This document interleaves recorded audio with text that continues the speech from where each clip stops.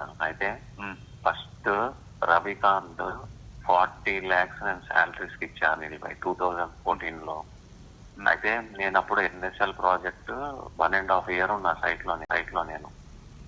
అయితే నాకు ఆ 2.5 crores ఆర్డర్ వచ్చింది. అయితే అప్పుడు నేను అది 1.5 year సైట్లో ఉన్నప్పుడు నేను రవి గారికి చెప్పిన, అరే ఎవరైతే ప్రాజెక్ట్ కొత్త చేస్తారో వాళ్ళకి 20% ప్రాఫిట్ మీద షేర్ ఉంటుంది రవి, అన్ని మిషన్లు నేనే తయారు చేయాలా, మీరు ఎవరు సైట్కి వెళ్ళడానికి రూల్ పెడితే వాడు ఓకే అన్నాడు. ఆ టైంలోనే ఎన్ఎస్ఎల్, అంతకుముందు సోలార్ స్టార్ట్ చేసినా సక్సెస్ కాలే.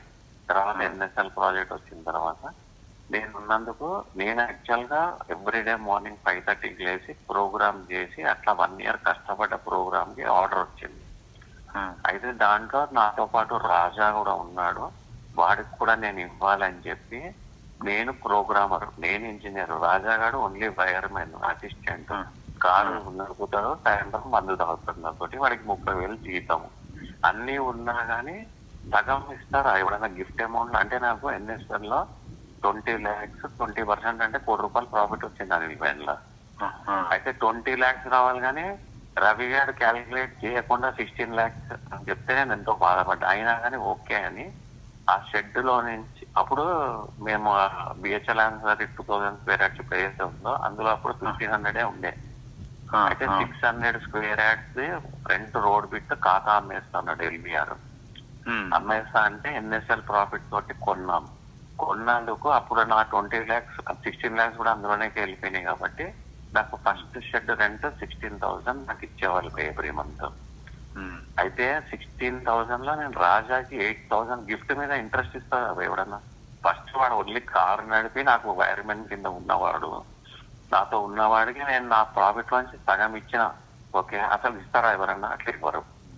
అయినా కానీ నేను ఇచ్చి ఇంట్రెస్ట్ కూడా ఇచ్చాను.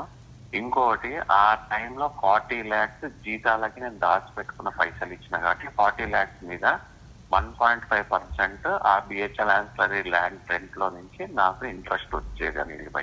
ఇది బాగా గుర్తుపెట్టుకో. ఇది వాడు కొట్టేశాడు. వాడు మా ఇంట్లో తర్వాత డిమానిటైజేషన్ అప్పుడు 22 lakhs తీసుకొచ్చి మా ఇంట్లో నుంచి తీసుకొచ్చి నేను కంపెనీలో జీతాల కోసం బిజినెస్ కోసం పెట్టాను. దాంట్లో ఇంట్రెస్ట్ కూడా ఎక్కువ కొట్టేశాడు. అన్నిటికీ మాధవికి 40 lakhs ఇచ్చాడు. ఏది నాకు టెక్స్టైల్ ప్రాఫిట్ 20% ఏదైతే రావాలో, ఎన్ఎస్ఎల్ నుంచి 16 lakhs, నెక్స్ట్ అప్పుడు ఎన్టీసీ ఆర్డర్ 3 కోట్లు చేసిన దాంట్లో చాలా హై ప్రాఫిట్ ఉంది, 2 కోట్ల దాకా, దాంట్లో 20%, కాదేరి అంబాలో 20%, నెక్స్ట్ కేజీలో 20%, నెక్స్ట్ అమోదాలో 20%, ఇట్లా అన్ని వేసుకొని 80 lakhs రావాలి. అయితే అట్లా 1 crore 40 lakhs ఎవరికి లెక్క తెలియదు. నేను పేపర్ మీద లేదు కాబట్టి, ఓన్లీ మా ఇద్దరి మధ్యలో అండర్స్టాండింగ్ కాబట్టి ఎవరైనా కానీ హోలీ బుక్ మీద ప్రామిస్ చేస్తే చెప్పాలి, అదే నిజం అవుతుంది అప్పుడు. అయితే ఇది రావాలి. ఇది రజితారెడ్డి 2018 వరకు అకౌంట్స్ అన్ని ఇచ్చింది. ఆమె ఎప్పుడన్నా చెప్తుంది. ఆమెని రాజాగాడు రానివ్వట్లేదు. రాజాగాడు వెళ్ళి ఎందుకు రవితో కలిశాడు.